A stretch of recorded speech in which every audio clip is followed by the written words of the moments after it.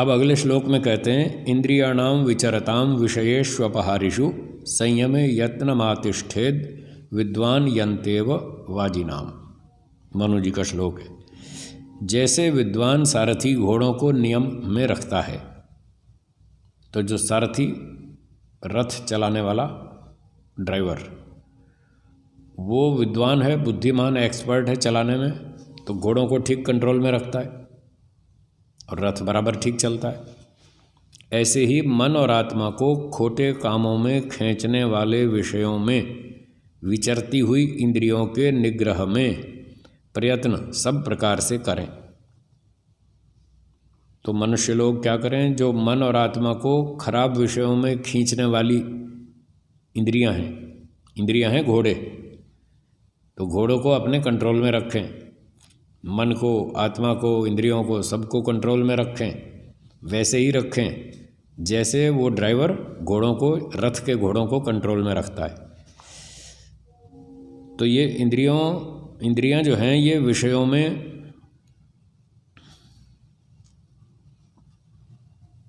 आत्मा और मन को घसीट ले जाती हैं, इसलिए इनको कंट्रोल में रखना है। सब प्रकार से प्रयत्न करें। तो विषयों में विचरती हैं इंद्रियां। जैसे घोड़े सड़क पे दौड़ते हैं, इंद्रियां अपने विषयों में दौड़ती हैं, तो इनको कंट्रोल में रखे मनुष्य ज्ञान विज्ञान से, तपस्या से, वैराग्य से मन को भी, इंद्रियों को भी, सबको नियंत्रित रखे। क्यों रखे? आगे बताते हैं। इंद्रियाणाम प्रसंगेन दोषम रिच्छति असंशयम सन्नियम्यतु तानि एव ततः सिद्धिम नियच्छति। मनु जी का श्लोक है। जीवात्मा इंद्रियों के वश होकर निश्चित बड़े बड़े दोषों को प्राप्त होता है।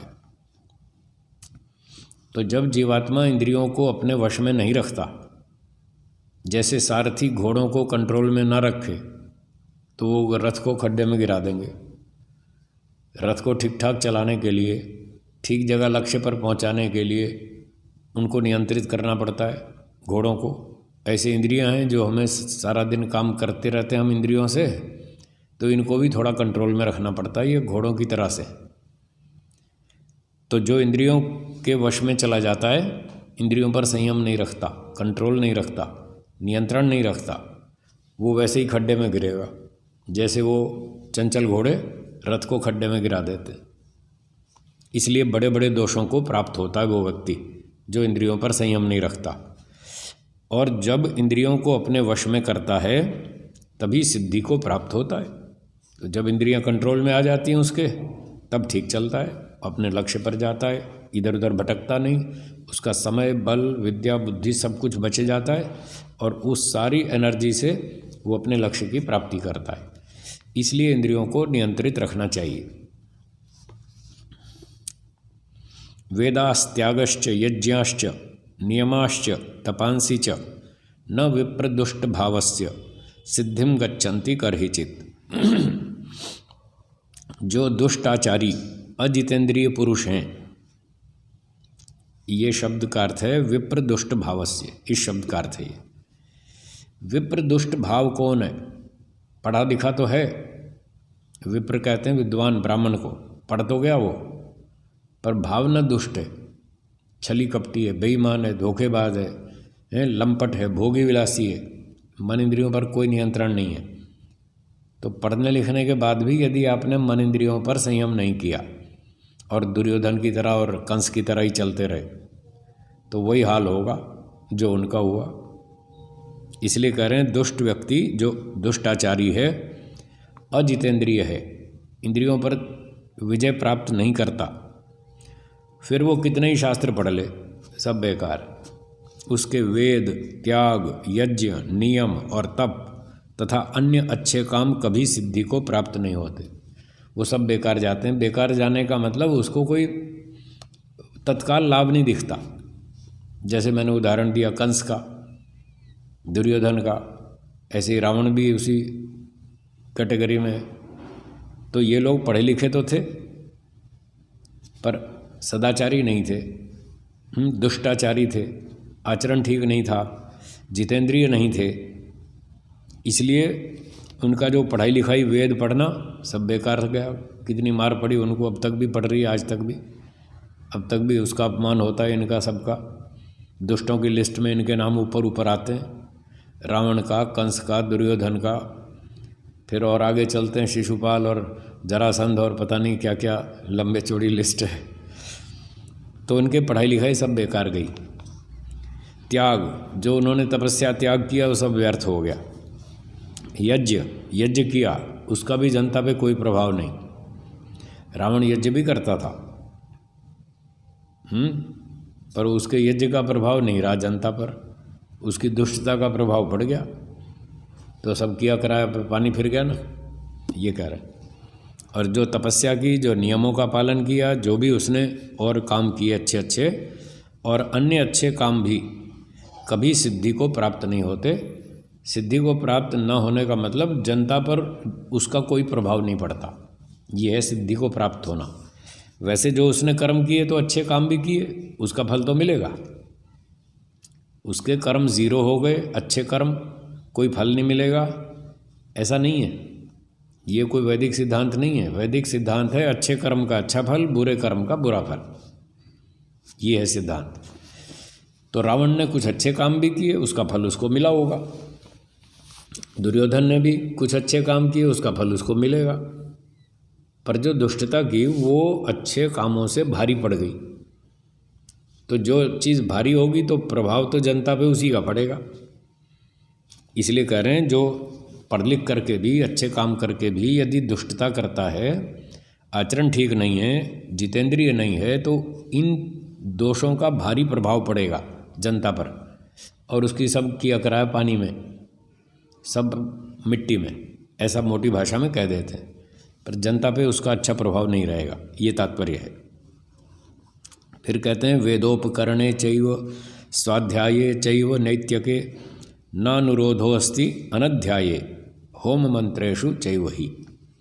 नैत्यके नास्त्यनध्यायो अनध्यायो ब्रह्मसत्रम हि तत्स्मृतम ब्रह्माहुति हुतम पुण्यम अनध्याय वषट्कृतम। मनु जी के दोनों श्लोक हैं ये। हिंदी व्याख्या में लिखते हैं महर्षि दयानंद जी, वेद के पढ़ने पढ़ाने, संध्योपासन आदि पंच महायज्ञों के करने और होम मंत्रों में अनध्याय विषयक अनुरोध अर्थात आग्रह नहीं है। इसका तात्पर्य है कि जो वेद का पढ़ना पढ़ाना है उसमें अंत में लिखा है अनध्याय विषयक अनुरोध नहीं है। अनध्याय का अर्थ होता है छुट्टी, छुट्टी, छुट्टी नहीं है। वेद पढ़ने पढ़ाने में कोई छुट्टी नहीं है। आप खाने की छुट्टी करते हैं? नहीं करते। सोने की छुट्टी करते हैं? नहीं करते। खाना रोज़ चाहिए, नींद के लिए समय रोज़ चाहिए, ये तो रोज़ के काम है। स्नान में कोई छुट्टी नहीं करते। हाँ, कभी बीमार हो तो अलग बात है, बुखार उखार आ गया तो उस दिन पंच स्नान कर लेते हैं फिर भी कुछ तो कर ही लेते हैं। तो दैनिक कर्मों में कोई छुट्टी नहीं होती, ये बात कह रहे हैं। तो वेद का पठन पाठन, इसमें कोई छुट्टी नहीं है। संध्योपासना आदि पंचमहायज्ञ, इसमें कोई छुट्टी नहीं है। होम मंत्रों में जो दैनिक यज्ञ करते हैं उसमें कोई छुट्टी नहीं है। तो इसलिए इनमें कोई छुट्टी नहीं है, ये प्रतिदिन करने, क्योंकि नित्य कर्म में अनध्याय नहीं होता। अनध्याय का मतलब बता दिया, छुट्टी। हाँ, उस दिन काम बंद करो, छुट्टी करो, ऐसा नहीं। जैसे उदाहरण देते हैं, श्वास प्रश्वास सदा लिए जाते हैं। लो, मैंने तो खाली खाने सोने की बात की, ये तो सांस लेने की भी बात कर रहे हैं। सांस लेने में कभी छुट्टी करते हैं? 5 मिनट भी नहीं करते हैं। तो जैसे श्वास प्रश्वास सदा लिए जाते हैं, बंद नहीं किए जाते, वैसे नित्य कर्म प्रतिदिन करना चाहिए। तो ये नित्य कर्म है, पढ़ना पढ़ाना, ध्यान उपासना, व्यायाम, संध्या, भोजन, स्नान, यज्ञ, ये तो रोज़ के काम है, इसमें कोई छुट्टी नहीं है। न किसी दिन छोड़ना, किसी दिन नहीं छोड़ना इनको, क्योंकि अनध्याय में भी अग्निहोत्रादि उत्तम कर्म किया हुआ पुण्य रूप होता है। अब ये जो आया ना इस पंक्ति में अनध्याय, इसका अर्थ है कि सरकारी छुट्टी हो तब भी, संडे की सरकारी छुट्टी होती है तो संडे को भी आप हवन करोगे तो भी पुण्य मिलेगा, मंडे को करो तो भी मिलेगा। तो सरकारी छुट्टी वाले दिन भी यदि आप यज्ञ करेंगे, पठन पाठन करेंगे तो लाभ ही लाभ है, इसलिए उसको नहीं छोड़ना। जैसे झूठ बोलने में सदा पाप, अब सोमवार हो या मंगलवार हो, झूठ बोलेंगे तो पाप लगेगा। ऐसा तो नहीं है कि सोमवार को पाप नहीं लगता हो, मंगलवार को पाप लगता हो झूठ बोलने में, वो तो सब दिन लगेगा। तो बुरे काम करने में सदा पाप लगता है और सत्य बोलने में सदा पुण्य होता है। सोमवार को सत्य बोलो, रविवार को बोलो, शनिवार को बोलो, सदा पुण्य मिलेगा। वैसे ही बुरे कर्म करने में सदा अनध्याय, तो बुरे काम में तो हमेशा छुट्टी रखनी चाहिए। आ गया ना फिर वही छुट्टी, बुरे काम में छुट्टी रखो, सोमवार हो चाहे बुधवार हो, बुरा काम बंद, वो नहीं करना कभी भी, उसमें पाप लगेगा। और अच्छे कर्म में सदा स्वाध्याय होता है। स्वाध्याय मतलब काम चालू रखो, छुट्टी नहीं है। तो अच्छे काम सदा करने चाहिए, उसमें पुण्य मिलता है, लाभ होता है, सुख मिलता है। इसलिए ये पठन पाठन यज्ञ आदि सब रोज करना चाहिए। अभिवादनशीलस्य नित्यं वृद्धोपसेविनः चत्वारि तस्य वर्धन्ते आयुर्विद्या यशो बलम। जो सदा नम्र, सुशील, विद्वान और वृद्धों की सेवा करता है, तो जो विद्यार्थी अथवा जो मनुष्य सदा नम्रता से रहता है, अभिमान नहीं करता और सुशील रहता है, उत्तम आचरण वाला रहता है, अच्छे काम करता है, सभ्यता से रहता है, नम्रता से बोलता है, सारे व्यवहार ठीक ठीक करता है, विद्वान और वृद्धों की सेवा करता है। तो जो बड़े विद्वान हैं उनकी सेवा करता है, और वृद्ध हैं, बड़ी उम्र वाले हैं, शरीर अब उम्र ज़्यादा बढ़ गई तो उनकी सेवा करता है, भोजन खिलाना, बर्तन मांजना, हाथ पैर दबाना, जो भी इस प्रकार की सेवा करता है, तो उसको क्या फल मिलता है? 4 फल मिलते हैं। आयुर्विद्या यशो बलम, उसकी आयु, उसकी विद्या, उसकी कीर्ति और बल।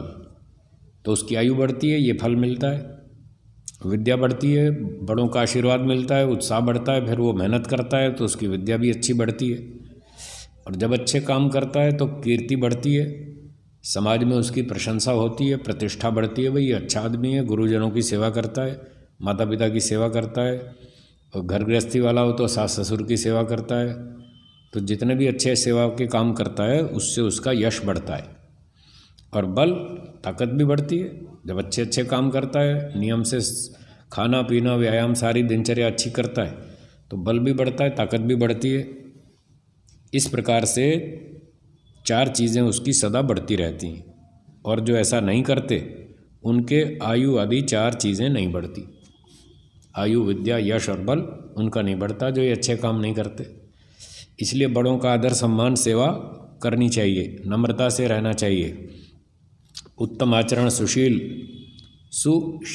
शील माने स्वभाव, तो जिनका स्वभाव अच्छा है, सभ्यता से रहते हैं, मीठी भाषा बोलते हैं, उनकी ये 4 चीज़ें बढ़ती हैं। फिर कहते हैं अहिंसयैव भूतानां कार्यं श्रेयोनुशासनम वाक्चैव मधुराश्लक्षणा प्रयोज्या धर्ममिच्छता यस्य वांग मनसे शुद्धे सम्यक गुप्ते च सर्वदा स वै सर्वम अवाप्नोति वेदांतोपगतम फलम। विद्वान और विद्यार्थियों को योग्य है, तो विद्यार्थी भी और विद्वान भी, पढ़े लिखे अध्यापक आदि, इन सब को योग्य है कि वैर बुद्धि छोड़ के सब मनुष्यों के कल्याण के मार्ग का उपदेश करें। तो किसी के साथ वैर भाव, द्वेष भाव न रखें, द्वेष भाव को छोड़कर निष्पक्ष होकर सब मनुष्यों के कल्याण का मार्ग का उपदेश करें, सबको अच्छी अच्छी बात बताएं। कभी कभी क्या होता है, लोग किसी से झगड़ा हो जाता है, फिर द्वेष हो जाता है, फिर वो जो बातें बोलता है ना, उसकी बातों के पीछे वो द्वेष छुपा होता है और वो टोन मार मार के बोलता है। सुना तो उसको रहा है जिससे झगड़ा हुआ है, और वैसे दिखा रहा है कि मैं आपको सुना रहा हूँ, और उसके पीछे मन में ये चल रहा है कि मैं तो उसकी खिंचाई कर रहा हूँ। तो वो द्वेष बुद्धि से बोलता है, ऐसा नहीं बोलना चाहिए। सबके कल्याण की बात करो, कॉमन बात करो, सामान्य बात करो, किसी पर तीर मत चलाओ, टेढ़ा तीर मत चलाओ। और उपदेष्टा सदा मधुर शीतलता युक्त वाणी बोले। जब उपदेष्टा उपदेश करे, प्रवक्ता, अध्यापक, उपदेशक, आचार्य, तो अच्छी मीठी सुशीलता युक्त वाणी बोले, कठोर भाषा ना बोले, कड़क भाषा ना बोले। हाँ, कहीं पर बड़ा दोष हो उसको निवारण के लिए जानबूझकर कहीं कहीं कठोर बोलना पड़ता है, तो वो तो एक अपवाद है, वहाँ तो बोल सकता है, पर उसके प्रवचन में 50% कठोर बातें हों, ऐसा नहीं। सामान्य प्रवचन में मीठी भाषा, सभ्यतापूर्ण, बढ़िया, उत्तम भाषा बोलनी चाहिए, तो उसका प्रभाव ठीक रहता है। जो धर्म की उन्नति चाहे वह सदा सत्य में चले और सत्य ही का उपदेश करे। तो जो धर्म की उन्नति करना चाहता है, धर्म का आचरण अपने अंदर बढ़ाना चाहता है, तो हमेशा सत्य बोले, सत्य का आचरण करे और सत्य ही उपदेश करे। जो भी बोले सच सच बोले, और दूसरों से भी कहे, भाई मैं सच बोलता हूँ, मुझे बहुत लाभ है, बहुत शांति है, कोई टेंशन नहीं है। सत्य बोलने से बहुत लाभ है, कोई टेंशन नहीं होती, कोई चिंता नहीं सताती, किसी से डर नहीं लगता, सत्यवादी को किसी से भय नहीं लगता। तो जो इस प्रकार से सत्य बोलता है, मीठी भाषा बोलता है, सभ्यता से बोलता है, नम्रता से बोलता है, वो दूसरों को प्रेरणा भी देता है, भाई आप भी सत्य बोलो, आपको भी ये सारे लाभ होंगे। कोई चिंता नहीं, कोई टेंशन नहीं, कोई डर नहीं, कोई भय नहीं। तो इस प्रकार से सत्य ही बोलना चाहिए, सत्य ही का उपदेश करना चाहिए, जिससे मनुष्य के वाणी और मन शुद्ध तथा सुरक्षित रहते हैं। तो जिस मनुष्य का वाणी और मन दोनों शुद्ध रहते हैं और सुरक्षित सदा रहते हैं। सुरक्षित शब्द है, ध्यान देने का। सुरक्षित का मतलब वो नियंत्रित रखता है, कंट्रोल में रखता है। सुरक्षित का अर्थ है कंट्रोल में। मन और वाणी जिसके कंट्रोल में रहते हैं, नाप तोल कर बोलता है, सोच समझ कर बोलता है। ये बोलना बहुत खतरनाक काम है। पहले सोचना पड़ता है, क्या बोलूं, कौन है मेरे सामने, किससे बात कर रहा हूँ, मुझसे छोटा है कि बड़ा है या बराबर का है, मेरा स्तर क्या है, इसका स्तर क्या है, मुझे क्या बात कहनी चाहिए, क्या नहीं कहनी चाहिए, बहुत सोचना पड़ता है। जरा भी ऊंचा नीचा बोला तो मार पड़ेगी।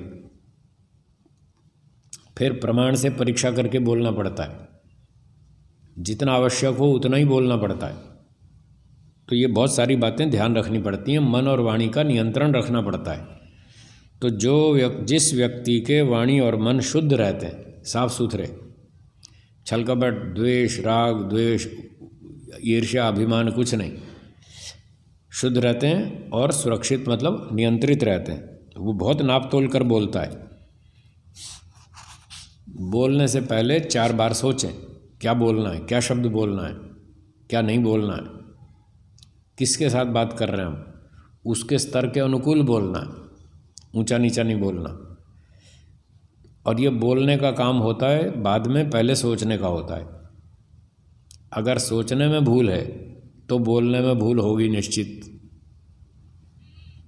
और बोलने की भूल हो गई तो सामने वाला समझ जाएगा, इसको सोचना नहीं आता, इसके सोचने में गड़बड़ है, ये उल्टा सीधा बोलता है। तो बोलने को ठीक करना हो तो पहले सोचने को ठीक करो। जो भी आप सोचते हैं, आप जो भी मन में निर्णय लेते हैं कि ये काम ठीक है, ये गलत है, ये करूँगा, ये नहीं करूँगा, एक बार आपने सोच लिया, निर्णय ले लिया, तो ये ना समझें कि मैंने ठीक निर्णय लिया। उसको दोबारा चेक करें, मैंने जो निर्णय लिया कि मैं ये काम करूँगा, ये ठीक है या गलत है, उस पर दोबारा सोचें, तीसरी बार, चौथी बार, 4-5 बार सोचें, तब जाके आपका निर्णय ठीक होगा। बोलने से पहले 4-5 बार तैयारी करें, मुझे क्या बोलना है, आपने जो तैयारी की कि मुझे ये बोलना है, उसको फिर चेक करो, कहीं मैंने गलत तैयारी तो नहीं कर ली, कोई गलत शब्द तो नहीं विचार कर लिया कि ये बोलना है। तो अपने ही चिंतन को और अपनी ही योजनाओं को, बोलने की भाषा को जब आप 5-4 बार चेक करेंगे तो आपको अपने ही चिंतन में और अपनी बोलने वाली भाषा में बहुत सी गलतियां मिलेंगी। इसलिए उसको 4-5 बार चेक करें, तो धीरे धीरे वो गलतियां छंटती जाएंगी और दूर होती जाएंगी। फिर आप ठीक शुद्ध बोलेंगे, ठीक सोचेंगे। इस तरह से बोलना चाहिए।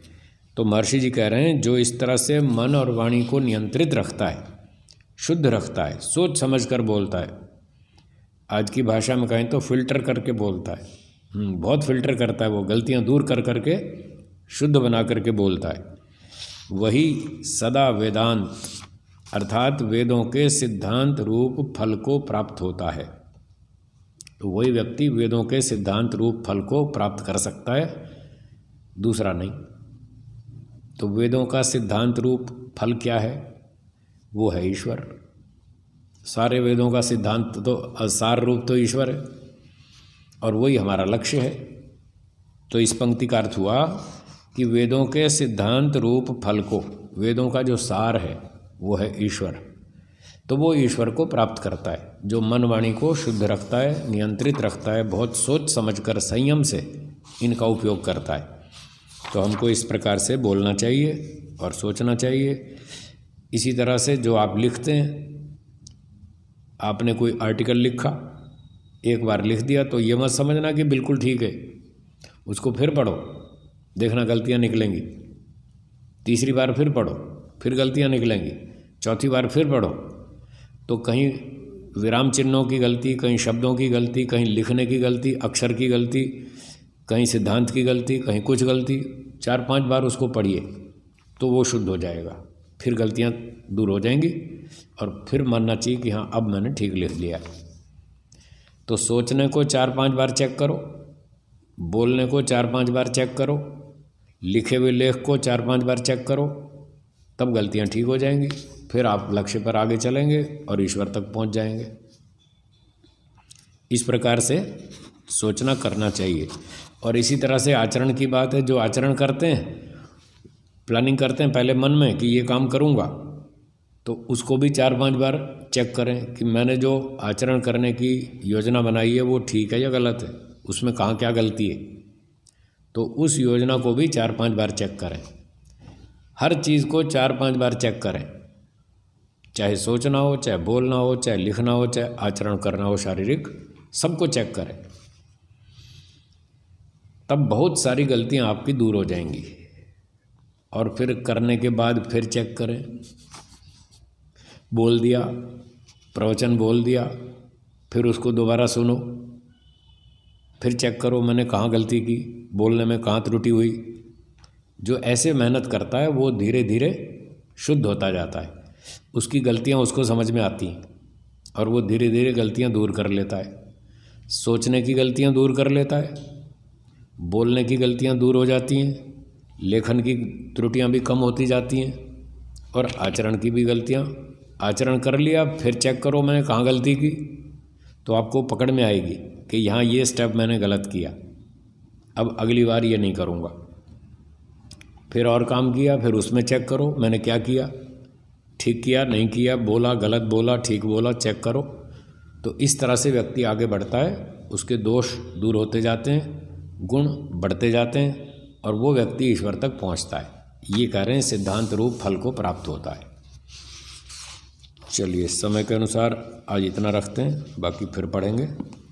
एक बार ओम का उच्चारण करेंगे। ओम